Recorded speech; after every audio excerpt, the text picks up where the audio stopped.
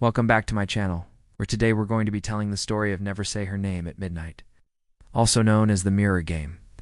This is a story that was submitted by a user, so let's begin. I was always told never to say her name, even when I was just a kid. She was an old family friend who had passed away in a strange manner many years before I was born. Even though I never met her, she still seemed to have a pretty strong presence in our house. I heard stories about her constantly growing up. My grandmother, parents, and other relatives would talk about her often, and always with great sadness.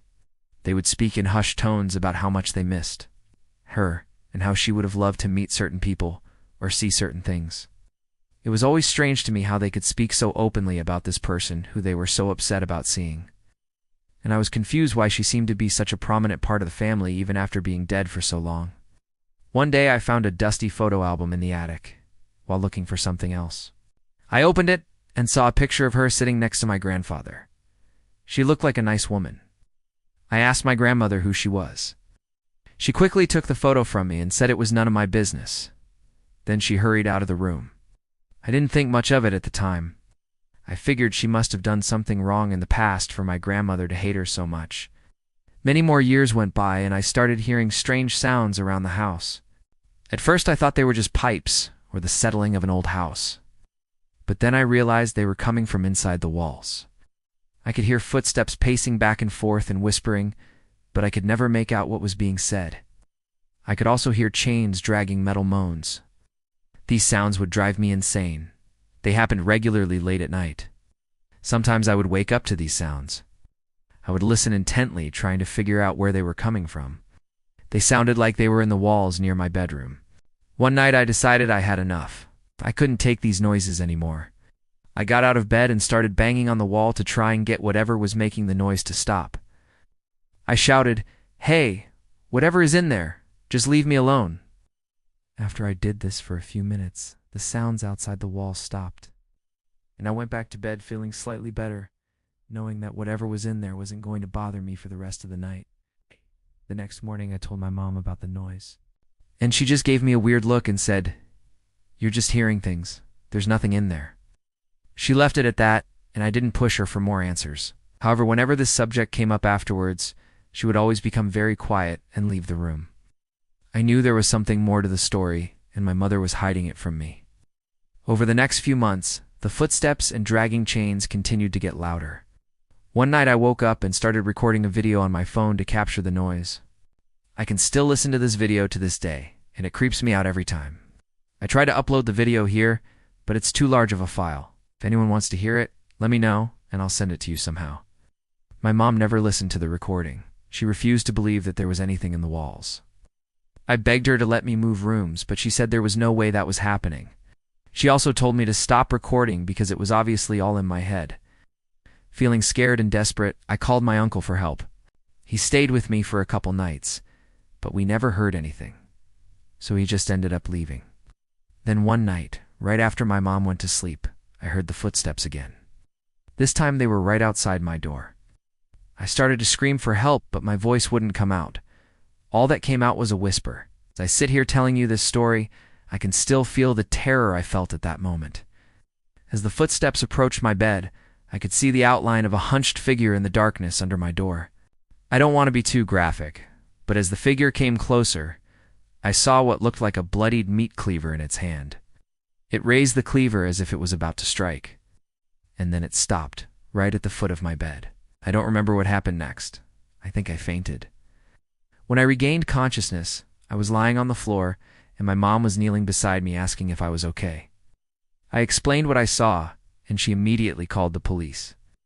They searched the house and found nothing. My mom refused to let me stay in the house anymore. I moved into a small apartment by myself. For a while, everything seemed fine, but then the dreams began. I was never able to escape the dreams. I would run through the halls of my childhood home trying to find an exit, but there was never one.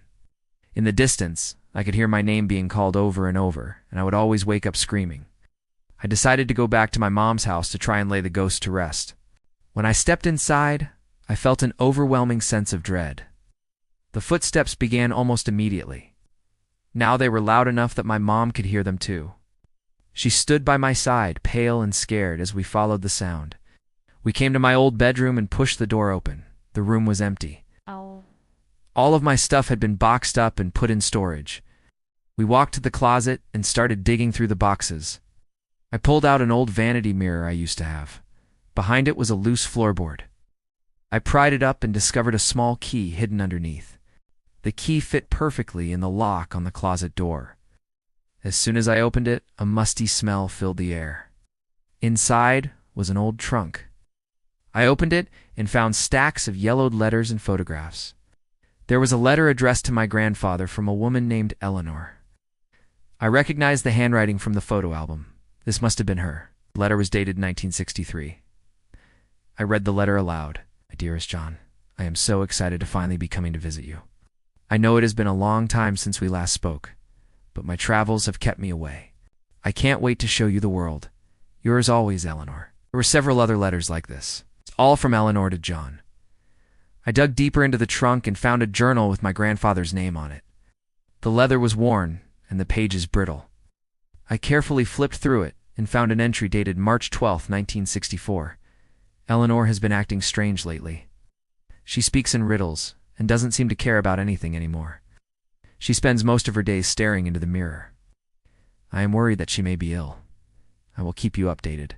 The next entry was dated March 14th, 1964. Eleanor is gone. She disappeared in the middle of the night. I haven't been able to sleep. I keep having nightmares that she is trapped in another dimension and is calling out for me. I love her so much. I miss her.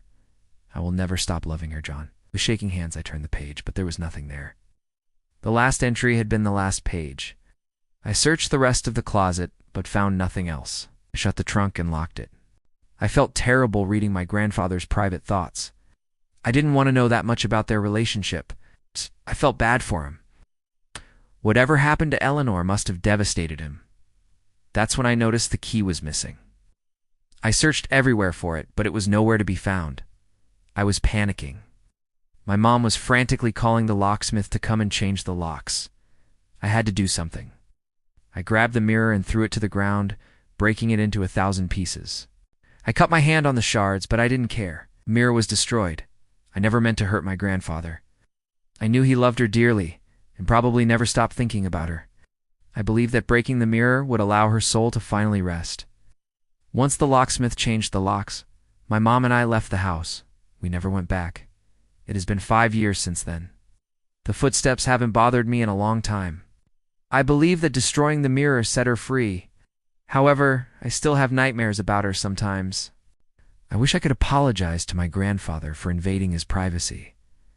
I hope wherever he is, he's finally at peace. Thank you for listening to this story. If you enjoyed it, please hit the like button and subscribe for more. I'll see you next time.